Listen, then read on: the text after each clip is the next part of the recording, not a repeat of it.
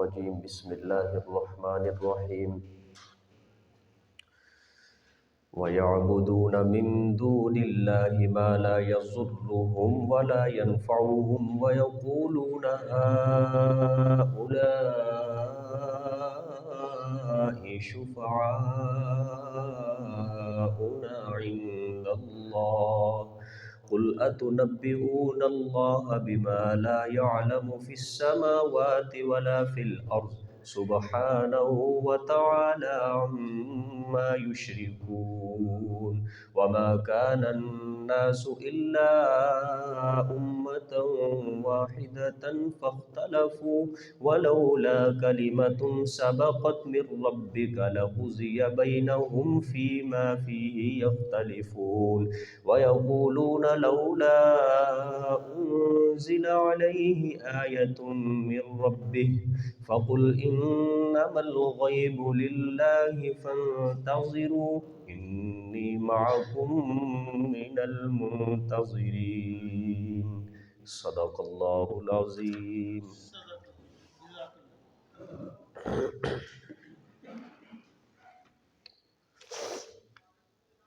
گزشتہ سبق میں آخر میں ایک شکوہ گزرا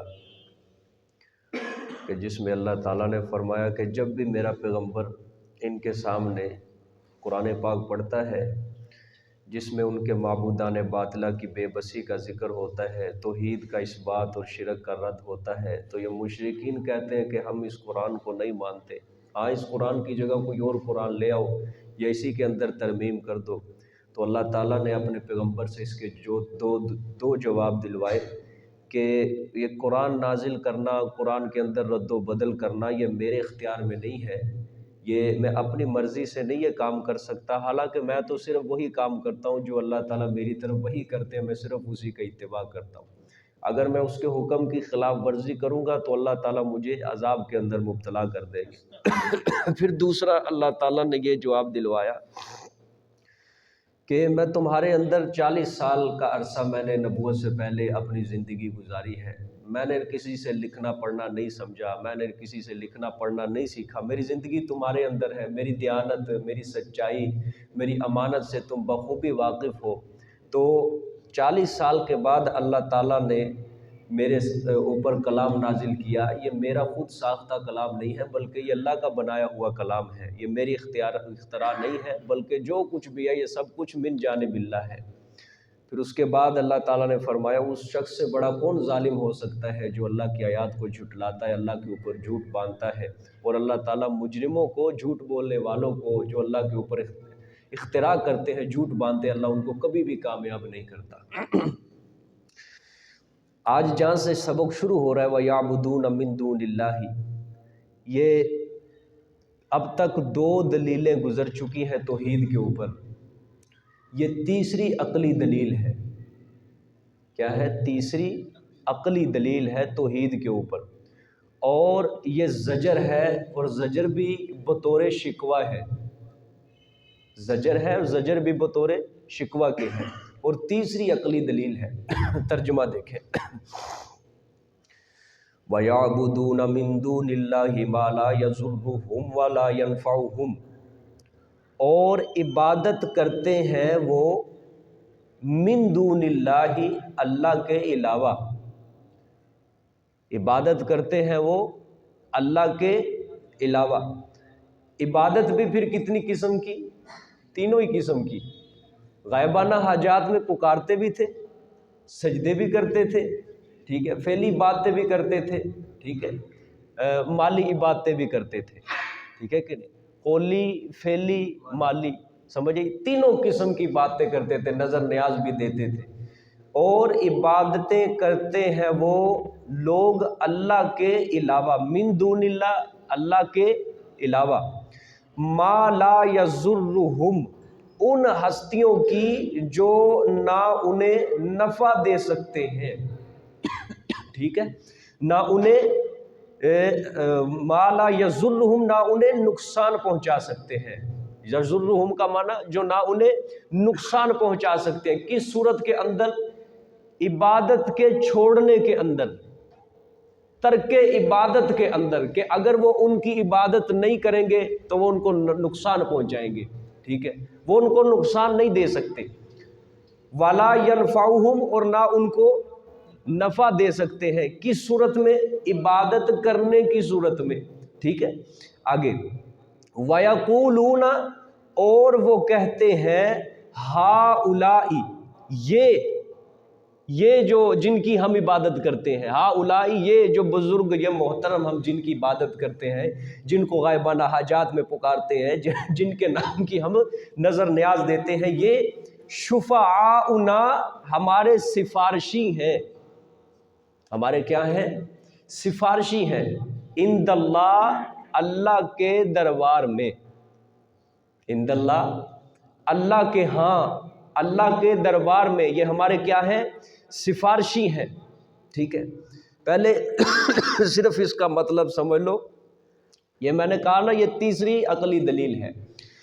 اللہ فرمانا چاہتے ہیں، عقل سلیم کا تقاضا یہ ہے کہ عبادت اور پکار ایسی ذات کے لیے ہونی چاہیے جس کے اختیار میں، جس کے تصرف میں نفع اور نقصان رکھا ہو مخلوق کا، اور ایسی ذات اللہ کے سوا کائنات میں کوئی نہیں ہے کہ جس کے اختیار میں، جس کے تصرف میں نفع بھی ہو اور نقصان بھی ہو، کیونکہ عبادت، سجدہ، غائبانہ حاجات میں، مشکلات میں اس کو پکارا جائے جس کے اختیار میں، جس کے تصرف میں مخلوق کا نفع اور نقصان ہو۔ اللہ کے علاوہ ایسی ذات کوئی بھی نہیں ہے۔ مشرکین مکہ، جو بھی آج تک جتنے بھی مشرکین آئے ہیں، یہ جن اپنے معبودوں کو نافع اور ضار سمجھ کر پکار رہے ہیں، نفع دینا، نقصان دینا ان کے معبودوں کے اختیار کے اندر بالکل نہیں ہے، ٹھیک ہے، اور لہٰذا ان کی عبادت اور پکار کرنا جائز نہیں ہے، ٹھیک ہے۔ یہاں میں نے کہا تھا نا، یہ سورۃ یونس کا دعویٰ کیا ہے کہ اللہ کے سامنے کوئی شفیع غالب نہیں ہے، اسی حساب سے اللہ تعالیٰ یہاں آیت لے کے آیا، وہی اللہ تعالیٰ نے ضمناً ایک دعویٰ بھی پیش کر دیا، ٹھیک ہے، کہ مشرکین اپنے معبودان باطلہ کو عند اللہ شفیع غالب سمجھتے ہیں، حالانکہ اللہ کے سامنے کوئی بھی شفیع غالب نہیں ہے، ٹھیک ہے۔ آگے اللہ تعالیٰ نے پھر مشرکین کا عذر بیان کیا ہے، ٹھیک ہے، قل، یہ عذر کیا ہے ان کا؟ وَيَقُولُونَ هَؤُلَاءِ شُفَعَاؤُنَا عِندَ اللَّهِ، اور وہ کہتے ہیں یہ ہمارے کیا ہے؟ سفارشی ہیں اللہ کے ہاں، ٹھیک ہے۔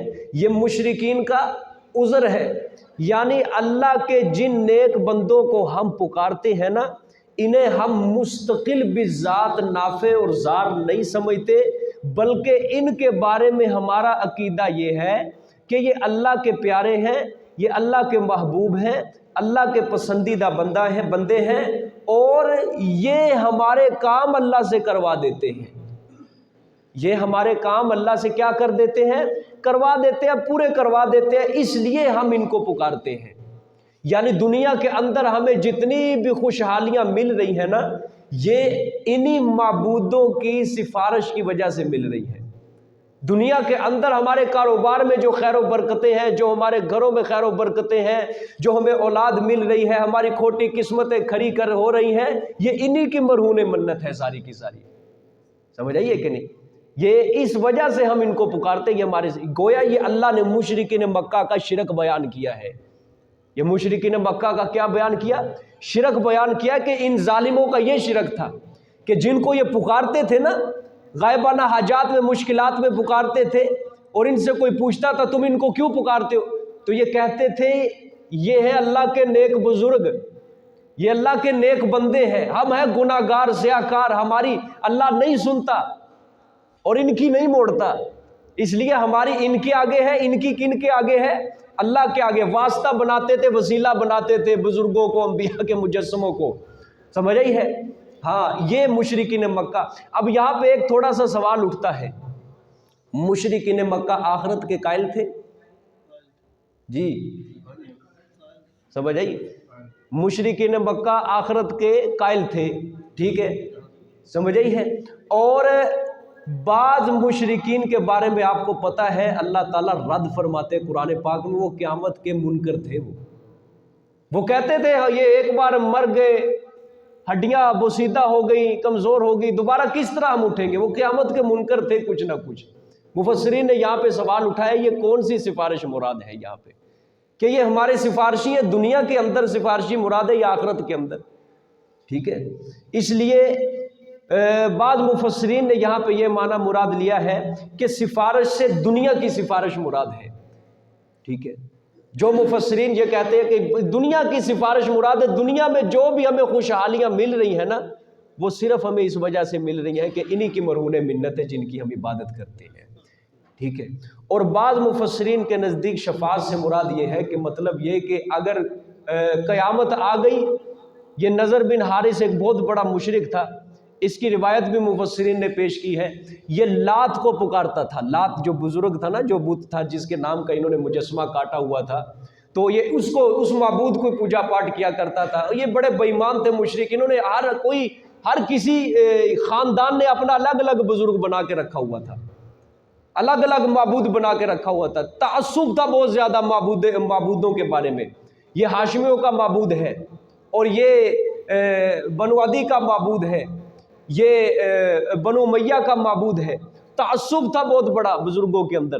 ٹھیک ہے، تو ان کے اندر تعصب کیا تھا کہ یہ جو ہاشمیوں کا معبود ہے ہم اس کی پوجا پاٹ نہیں کریں گے، اچھا یہ بنو امیہ کا معبود ہے ہم اس کی پوجا پاٹ نہیں کریں گے، ہم تو اپنے معبود کی پوجا پاٹ کریں گے۔ سمجھے، یہ تعصب تھا ان کے اندر۔ ٹھیک ہے، تو نضر بن حارث کے بارے میں آتا ہے کہ اس نے کہا تھا کہ مجھ سے جتنے مرضی گناہ ہو جائے، میں جس بزرگ کی پوجا پاٹ کرتا ہوں نا، لات کی، یہ قیامت والے دن اللہ کے حق میں میرے ہاں سفارش کرے گا، مجھے چھڑا لے گا یہ اللہ کی پکڑ سے۔ سمجھ آ گئی ہے کہ نہیں؟ تو یہ جو مشرکین عرب تھے نا، اللہ کے جن برگزیدہ بندوں کو، جن بزرگوں کو پکارتے تھے، یہ محض مجسمے نہیں انہوں نے کاٹے ہوئے تھے، یہ صرف پتھروں کو نہیں تراش دیتے تھے، یاد رکھنا، بلکہ انبیاء اولیاء کی مورتیاں بنائی ہوئی تھی انہوں نے۔ پہاڑوں سے پتھر اٹھا کے لاتے، اسے تراشتے اور اس پتھر کو منسوب کرتے تھے کسی بزرگ کے نام پہ، سمجھے، اور اس پتھر کو منسوب کرتے کسی نبی کے نام پہ۔ آپ کو پتہ ہے جب آپ صلی اللہ علیہ وسلم نے مکہ فتح کیا، خانہ کعبہ کی چھت پہ دو بزرگ انہوں نے تصویریں لٹکائی ہوئی تھی، کس کی تھی وہ؟ حضرت ابراہیم علیہ الصلوۃ والسلام اور ان کے بیٹے حضرت اسماعیل علیہ الصلوۃ والسلام کی۔ وہ ان کو پکارتے تھے اور آپ صلی اللہ علیہ وسلم نے وہ تصویریں تڑوا دی تھی، سمجھ آئی ہے؟ اسی طرح حبل کو پکارتے تھے، حبل حضرت آدم علیہ الصلوۃ والسلام کے بیٹے کا نام ہے، سمجھ آئی ہے؟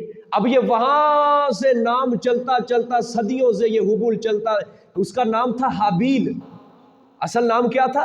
حابیل۔ وہ چلتا چلتا چلتا جب مکہ مکرمہ میں یہ نام پہنچا تو یہ نام بگڑ گیا، نام بن گیا حبل، سمجھ آئی؟ اس کے نام کو انہوں نے کیا کاٹ لیا؟ مجسمہ کاٹ لیا۔ اسی طرح عزا، یہ پری کا نام تھا، سمجھے، اس کی پوجا پاٹ کرتے تھے یہ ظالم، ٹھیک ہے، اس کے نام کا مجسمہ بنایا ہوا تھا۔ اسی طرح اساف اور نائلہ، یہ دونوں بت تھے، سورۃ بقرہ میں اس کی تفصیل سمجھایا ہوں، اس کی ساری کی ساری۔ اساف اور نائلہ یہ دو آدمی تھے، ان دونوں نے ارادہ کیا کہ بیت اللہ کے اندر ہم زنا کریں گے۔ جب یہ زنا کرنے آنے لگے، اللہ تعالیٰ نے ان کے چہرے مسخ کر دیے، اللہ نے انہیں کو وہیں بت بنا دیا۔ اس وقت کے لوگ اچھے تھے، عبرت کے لیے انہوں نے وہ بت وہیں پہ رکھے بیت اللہ کے سامنے، لوگ آئے عبرت حاصل کرے کہ انہوں نے زنا کا ارادہ کیا ہے، دیکھو اللہ نے کیا بنا دیا ان کو۔ سال گزرتے گئے، صدیاں گزر گئی، شیطان نے پٹی پڑھا دی، اور ظالموں، جن کو تم نے عبرت کے لیے کھڑا کیا ہے، تمہارے آباء و اجداد ان کی عبادت اور پکار کیا کرتے تھے، کیا کام کر رہے ہو تم؟ اٹھاؤ ان کی پوجا پاٹ کرو۔ انہوں نے کیا کیا؟ اساف اور نائلہ جو بت بنا دیے تھے، اللہ نے اساف کو اٹھا کے انہوں نے صفا پہاڑی کے اوپر رکھ دیا، اور نائلہ کو اٹھا کے انہوں نے مروہ پہاڑی کے اوپر رکھ دیا۔ اب مشرکین کیا کرتے تھے؟ جب صفا مروہ کی صحیح کرتے، جب صفا کی طرف دوڑ لگاتے تو اساف کی دست بوسی کرتے، جب مروہ کی طرف دوڑ لگاتے تو نائلہ کی دست بوسی کیا کرتے تھے، سمجھے؟ یہ ساری شیطان کی چالیں ہیں۔ مشرکین وہ اتنے پاگل نہیں تھے۔ لوگ کہتے ہیں نا کہ وہ تو جی صرف بتوں کو پکارا کرتے تھے، بت تھے ان کے سامنے، وہ بت نہیں تھے، وہ منسوب، وہ ایک مجسمہ کھڑا کر کے سامنے ایک شخصیت کی طرف ان کا بالکل ایک حال ہوتا تو ان کا ذہن شخصیت کی طرف جاتا تھا، سمجھ آئیے؟ جن کے سامنے وہ کھڑے ہوتے تھے نا، مثال کے طور پہ حضرت ابراہیم کا مجسمہ انہوں نے بنا لیا۔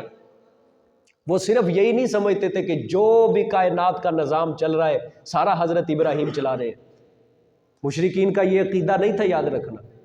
ٹھیک ہے، یہ آگے سورۃ یونس کے اندر انشاءاللہ آیت آئے گی، اللہ تعالیٰ وہاں مشرکین کا عقیدہ بیان فرمائیں گے.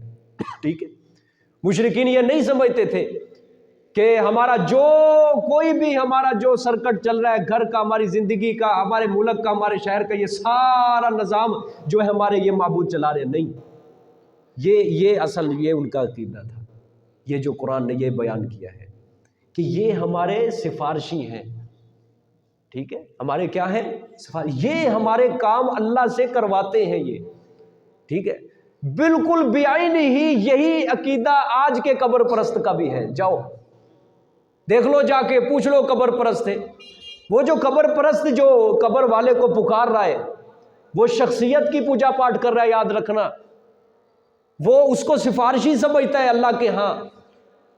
اور آپ پوچھ لو کسی قبر پرست ہے، یار تم کیوں یہ چادریں چڑھاتے ہو، کیوں تم مہینے بعد یہاں پہ بکرا ذبح کرتے ہو، کیوں دمبا ذبح کرتے ہو؟ وہ یہی کہتے ہیں یار انہی کے صدقے تو سب کچھ مل رہا ہے. یہ جو 11ویں دے رہے ہیں انہی کی وجہ سے تو مل رہا ہے سب کچھ. ان کے نام کے ہم جو ختم دے رہے ہیں، جو ساری 11ویں دے رہے ہیں، جو ذبح کر رہے ہیں بکرے دمبے مرغے، یہ انہی کی وجہ سے تو اللہ تعالیٰ یہ سارا مل رہا ہے ہمیں سب کچھ. وگرنہ ہم تو سیاکار تھے، ہم روح سیاہ تھے، ہماری اللہ کہاں سنتا ہے. سمجھ آئیے کہ نہیں؟ وہ سفارشی بناتے ہیں، وسیلہ بناتے ہیں کہ یہ پیش کرتے ہیں اللہ کے دربار میں کہ اللہ ہماری گناہ گاروں کی نہیں سنتا. یہیں سے پھر یہ مسئلہ چل پڑا وسیلے کا کہ اللہ تک پہنچنے کے لیے جی کسی بزرگ یا وسیلے کی ضرورت ہوتی ہے، اللہ ڈائریکٹ اللہ تک نہیں پہنچ سکتے آپ. اسی وجہ یہیں سے مسئلہ یہ اٹھ چکا ہے. سمجھیے، اور یہ شرک کی ابتدا ہے، یاد رکھنا. یہ وسیلہ شرک کی ابتدا ہے کہ اللہ ہماری نہیں سنتا اور ان کی نہیں موڑتا، اس لیے ہماری ان کے آگے، ان کی اللہ کے آگے. یہی شرک کی ابتدا ہوتی ہے، یاد رکھنا. اسی سے آگے بندہ گہرائی، شرک کے اڈے گہرائی تک پہنچ جاتا ہے. ہوتا ہے جب شرک کے اندر پھنس جائے پھر نکلنا بڑا مشکل ہو جاتا ہے. سمجھ آئی ہے؟ اور پھر مثالیں پیش کرتے ہیں ظالم. دیکھو جی چھت تک پہنچنے کے لیے سیڑھی کی ضرورت پڑتی ہے. ٹھیک ہے، چھت تک پہنچنے کے لیے سیڑھی کی ضرورت پڑتی ہے. اس لیے اللہ ہم سے دور ہے، اللہ بہت بڑا ہے، اس لیے اللہ تک پہنچنے کے لیے کسی بزرگ وسیلے کی ضرورت پڑتی ہے. سمجھ آئیے کہ نہیں؟ اللہ معاف فرمائے. اللہ تعالیٰ قرآن میں فرماتے وَلَا تَجْعَلُوا لِلَّهِ الْأَمْثَالَ، اللہ کے لیے مثالیں نہ دیا کرو. سمجھ آئی ہے؟ اور چھت کہاں اور اللہ کہاں؟ چھت دور ہے اس لیے سیڑھی کی ضرورت پڑی ہے. چھت 16 فٹ دور ہے، 20 فٹ دور ہے، اس لیے سیڑھی کی ضرورت پڑی. اللہ تو دور نہیں ہے اپنے بندے سے. سورۃ بقرہ کے اندر آتا ہے وَإِذَا سَأَلَكَ عِبَادِي أَنِّي فَإِنِّي قَرِيبٌ، کہ میرے پیغمبر جب میرے بندے آپ سے سوال کریں کہ یا رسول اللہ کہاں ہے، تو آپ جواب دے فَإِنِّي قَرِيب، بے شک میں ان کے قریب ہی ہوں. کتنا قریب ہے یہ بھی قرآن بتاتا ہے. نَحْنُ أَقْرَبُ إِلَيْهِ مِنْ حَبْلِ الْوَرِيدِ، میں شہرک سے بھی زیادہ قریب ہوں. جو ذات شہرک سے بھی زیادہ قریب ہو وہاں کوئی سیڑھی لگانے کی ضرورت ہے؟ جب خدا خود کہہ رہا ہے ادعونی استجب لکم، مجھے پکارو میں تمہاری دعاؤں کو قبول کروں گا. ٹھیک ہے میں تمہاری دعاؤں کو سنوں گا، میں تمہاری دعاؤں کو قبول کروں گا. جب وہ خدا خود کہہ رہا ہے پھر کیا ضرورت ہے کسی وسیلے کسی سے؟ سمجھ آئیے کہ نہیں؟ اللہ تعالیٰ ڈائریکٹ سنتا ہے. نبیوں نے پکارا کہ نہیں؟ مشکلات کے اندر پکارا ہے نا. حضرت یونس علیہ السلام نے مچھلی کے پیٹ میں پکارا ہے. 3 اندھیروں کے اندر پکارا کہ نہیں؟ رات کا اندھیرا الگ، پانی کا اندھیرا الگ، مچھلی کے پیٹ کا اندھیرا الگ. 3 اندھیروں کے اندر سے حضرت یونس علیہ السلام نے بغیر وسیلے کے کس کو پکارا ہے؟ اور اللہ نے سنی کہ نہیں؟ فَاسْتَجَبْنَا لَهُ، اللہ نے فرمایا ہم نے یونس کی دعا کو کیا کر لیا؟ قبول کر لیا. حضرت یعقوب علیہ السلام نے پکارا کہ نہیں؟ ربی انی مسنی الضر وانت ارحم الراحمین. اللہ نے فرمایا فاستجبنا له، میں نے اس کی دعا کو کیا کر لیا؟ قبول کر لیا. حضرت آدم علیہ السلام کو زمین پہ اتارا گیا. حضرت آدم نے دعا مانگی ربنا ظلمنا انفسنا وان لم تغفر لنا وترحمنا لنکونن من الخاسرین. اللہ نے دعا قبول کی یا نہیں کی حضرت آدم علیہ السلام کی؟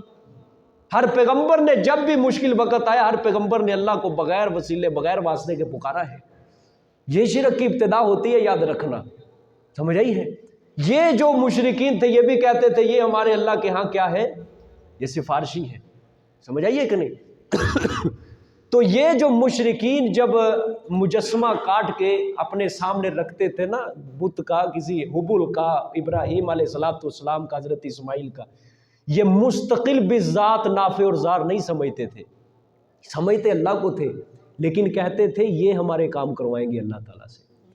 امام فخر الدین رازی رحمۃ اللہ علیہ بہت بڑے مفسر گزرے ہیں، انہوں نے تفسیر لکھی ہے تفسیر کبیر کے نام سے، مشہور تفسیر کبیر ہے، لیکن اصل نام اس کا مفاتیح الغیب ہے، غیب کے خزانے، نام بھی بڑا خوبصورت، اور ایسا مفسر، خدا کی قسم ایسا مفسر، عربی کی اس کی تفسیر ہے، پتہ نہیں اس کا اردو کے اندر ترجمہ ہوا ہے کہ نہیں، اسلامی فلاسفر تھا، عجیب رنگ ہے اس کے تفسیر بیان کرنے کا، میرے خیال سے 1000 سال بعد یہ ایسا مفسر زمین کے اوپر پیدا ہوتا ہے، امام فخر الدین رازی رحمۃ اللہ علیہ، شاید اس کی تفسیر اردو کے اندر چھپ گئی ہو، عجیب انداز سے اس نے قرآن پاک کو سمجھایا ہے اس نے امت کو۔ امام فخر الدین رازی 7ویں صدی کا مفسر ہے، بالکل اس نے مشرکین کا، اپنے زمانے کے جو 7ویں صدی کے مشرک تھے نا، انہوں نے بھی جب موازنہ کیا مشرکین مکہ کا اور 7ویں صدی کے مشرکوں کا، انہوں نے بھی یہاں آ کے یہی بات لکھی ہے کہ مشرکین جب اپنے بتوں کے سامنے کھڑے ہوتے تھے، اور آج کا مشرک بھی ہمارے زمانے کا 7ویں صدی کا جو مشرک ہے بالکل ان کا بیعی نہیں عقیدہ ہے، جس طرح وہ مشرک اپنے معبودوں کی تعظیم کرتے تھے صرف اس لیے کہ یہ اللہ کے برگزیدہ بندے، اللہ کے پیارے بندے ہیں، اللہ سے ہمارے کام کروا دیتے ہیں، اسی طرح 7ویں صدی کے مشرک کا بھی یہی عقیدہ ہے، اور آج 14ویں صدی کے مشرک کا بھی یہی عقیدہ ہے کہ جن بزرگوں کے قبروں کے ہم نظر نیاز دیتے ہیں، ان کے سجدے کرتے ہیں، ان کے قبروں کے اوپر ہم چراغاں کرتے ہیں، پھول چڑھاتے ہیں، یہ ہمارے سفارشی ہیں، قیامت والے دن یہ ہمیں اللہ تعالیٰ سے چھڑوا کر لے کے جائیں گے۔ سمجھ آئیے کہ نہیں؟ یہ اللہ تعالیٰ نے مشرکین کے اسی عقیدے کا یہاں پہ رد کیا ہے، بڑا زبردست۔ ٹھیک ہے، آگے دیکھیں، قُلْ أَتُنَبِّئُونَ اللَّهَ بِمَا لَا يَعْلَمُ فِي السَّمَاوَاتِ وَلَا فِي الْأَرْضِ، یہ جواب ہے، جواب عذر۔ مشرکین کا عذر کیا تھا کہ یہ ہمارے سفارشی ہیں اللہ کے ہاں، ٹھیک ہے، آگے جواب عذر، قُل میرے پیغمبر فرما دو، کیا تم خبر دیتے ہو اللہ کو اس چیز کی لا یعلم جو نہیں جانتا، وہ اللہ نہیں جانتا، فی السماواتی آسمانوں میں، ولا فی الارض اور نہ ہی زمین میں، کہ اگر اللہ نے شریک بنائے ہوتے تو اللہ کو پتا ہوتا۔ سمجھ آئی ہے کہ اگر اللہ نے کائنات میں اپنا کوئی شریک بنایا ہوتا تو اللہ کو پتا ہوتا، جب اللہ کو معلوم نہیں ہے تو معلوم ہوا نچوڑ کیا نکلا کہ اللہ کا کوئی شریک نہیں ہے۔ سمجھ آئیے کہ نہیں؟ تو زمین و آسمان کے اندر اللہ کے علاوہ کوئی شفیع غالب نہیں ہے، اللہ کا کوئی شریک نہیں ہے، اگر ہوتا تو اللہ کو بھی معلوم ہوتا۔ تم اللہ کو ایسی چیزوں کی خبریں دے رہے ہو جن کو اللہ بھی نہیں جانتا، نہ آسمانوں میں اور نہ زمینوں میں، معلوم ہوا اللہ کا کوئی شریک نہیں ہے۔ بات سمجھ میں آگے؟ دیکھیں جی، قُلْ أَتُنَبِّئُونَ اللَّهَ، فرما دو میرے پیغمبر، کیا تم خبریں دیتے ہو اللہ کو ان چیزوں کی جو نہیں جانتا وہ آسمانوں میں، ولا فی الارض اور نہ ہی زمین میں، سبحانہ وتعالی عما یشرکون، پاک ہے وہ ذات، وتعالی اور بلند و بالا ہے ان ہستیوں سے جن کو یہ یشرکون شریک کرتے ہیں۔ ٹھیک ہے کہ اللہ تعالیٰ شریکوں سے پاک ہے، اللہ برادری سے پاک ہے، اللہ تعالیٰ کو کسی بیٹا بنانے کی کوئی ضرورت نہیں ہے، اللہ تعالیٰ خاندان سے پاک ہے، اللہ تعالیٰ نقائص سے پاک ہے، اللہ تعالیٰ عیوب سے پاک ہے۔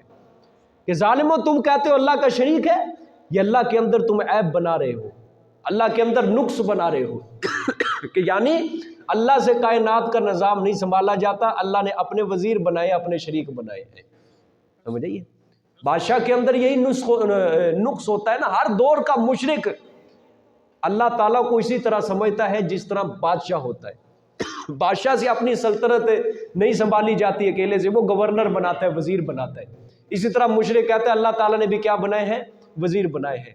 آدھی دنیا اللہ نے فلانے بزرگ کو دی ہے، آدھی دنیا کا نظام اللہ نے فلانے بزرگ کو دیا، آدھی دنیا کا فلانے بزرگ کو دیا ہے۔ ایک بزرگ کو اللہ نے کہا ہے تو اولاد دینے کا خزانہ تجھے دیتا ہوں، کسی بزرگ کو اللہ نے رزق دینے کا خزانہ، کسی بزرگ کو اللہ نے کھوٹی قسمت کھڑی کرنے کا خزانہ۔ سمجھ آئی ہے؟ یہ مشرک کا، ہر دور کے مشرک کا عقیدہ ہوتا ہے۔ سمجھ آئی ہے؟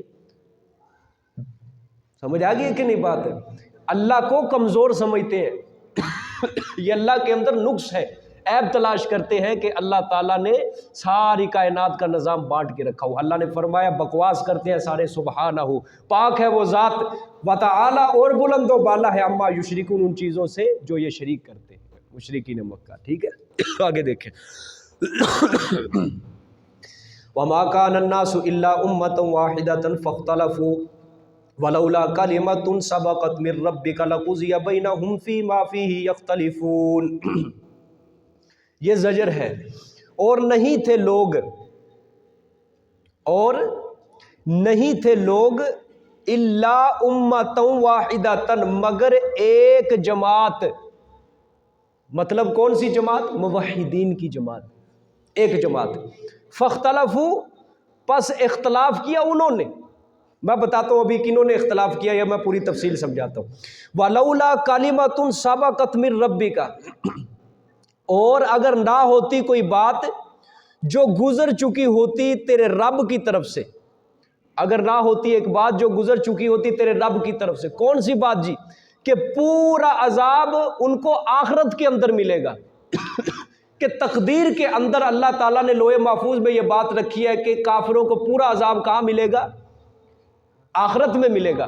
یہ اللہ نے لکھ دی. اگر یہ بات نہ لکھی ہوئی ہوتی لوح محفوظ میں، لَقُضِيَ بَيْنَهُمْ، البتہ پورا کر دیا جاتا درمیان ان کے، فیصلہ ہی کر دیا جاتا. حق و باطل کا فیصلہ اس دنیا کے اندر ہی کر دیا جاتا. کافروں کو اللہ تعالیٰ پکا ہلاک کر دیتا اور مسلمانوں کو اللہ تعالیٰ فتح دے دیتا. اللہ تعالیٰ پکا یعنی جو آخرت کے اندر ہونا ہے نا فیصلہ، وہ اللہ دنیا کے اندر ہی کر دیتا. لیکن اللہ تعالیٰ نے پورا عذاب دینے کا وعدہ کہاں رکھا ہے؟ آخرت کے اندر. یہ اللہ نے بات لکھ دی ہے. ٹھیک ہے. لَقُضِيَ بَيْنَهُمْ، البتہ پورا کر دیا جاتا درمیان ان کے، فیصلہ کر دیا جاتا درمیان ان کے. فی ما، بیچ ان باتوں کے. ٹھیک ہے، بیچ درمیان ان کے، فی ہی، بیچ اس کے، یختلفون، کہ وہ جس میں اختلاف کرتے ہیں. ٹھیک ہے. دنیا میں سب سے پہلے توحید تھی. دنیا میں سب سے پہلے کیا تھی؟ توحید تھی. تمام لوگ توحید کے اوپر متفق تھے. اللہ نے جب سے آدم علیہ السلام کو بنایا، تمام لوگ توحید کے اوپر متفق تھے، کیونکہ توحید دین فطرت ہے. توحید دین فطرت ہے. اس کے بعد بد عمل لوگوں نے توحید کے اندر کیا ڈالا؟ اختلاف ڈالا. یہ آیا نا بیچ میں، فاختلفوا وما كان الناس الا امة